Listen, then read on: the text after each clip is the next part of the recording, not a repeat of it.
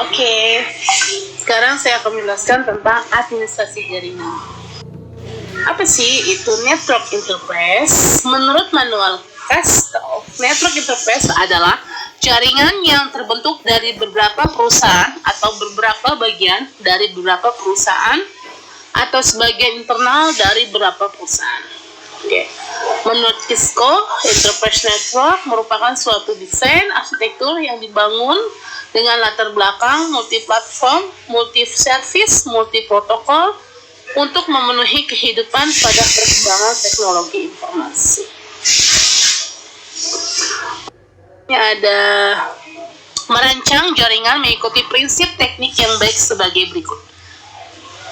Ada hierarki, mode jaringan. Hierarki merupakan suatu rancangan infrastruktur jaringan yang membagi masalah kompleksitas dari desain jaringan menjadi area yang lebih kecil.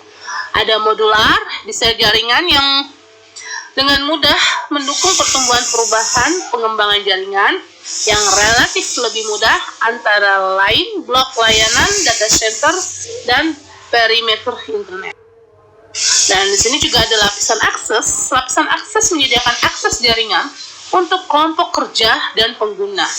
Ya, nah di sini juga ada beberapa fungsi lapisan akses, yaitu layer 2 switch, head availability, port security. Nah, di sini ada lapisan distribusi. Apa sih itu lapisan distribusi? Menyediakan konektivitas berbagai mengontrol batas antara lapisan akses dan core. Pada lapisan ini dilakukan proses routing dan filtering. Ya, lapisan distribusi ini dapat menyediakan sebagai berikut. Ada agregasi link LAN atau WAN, keamanan berisi kebijakan dalam bentuk daftar kontrol akses, layanan routing antara jaringan LAN dan VLAN.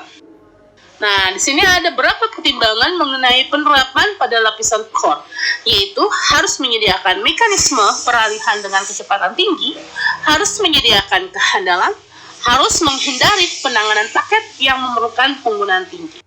Nah, di sini juga ada lapisan core. Lapisan core apa itu? Lapisan core menyediakan transportasi cepat antara switch distribusi, merupakan backbone yang berkecepatan tinggi, dirancang untuk mengalihkan paket secepat mungkin. Lapisan core juga yaitu lapisan yang sangat penting untuk konektivitas. Di sini ada keuntungannya, yaitu yang bersifat hierarki, antara lain menyediakan modularitas, lebih mudah dipahami, meningkatkan fleksibilitas, memudahkan pertumbuhan dan skalabilitas, dan mengurangi kerumitan pemecahan. Nah, di sini juga ada jaringan modular yang terdiri atas modul-modul saling terhubung dengan jaringan core, di antaranya sebagai berikut. Akses distribution dikenal pula dengan istilah blok distribusi. Service merupakan blok yang umum digunakan untuk mengidentifikasi layanan, dan data center dikenal juga istilah server farm.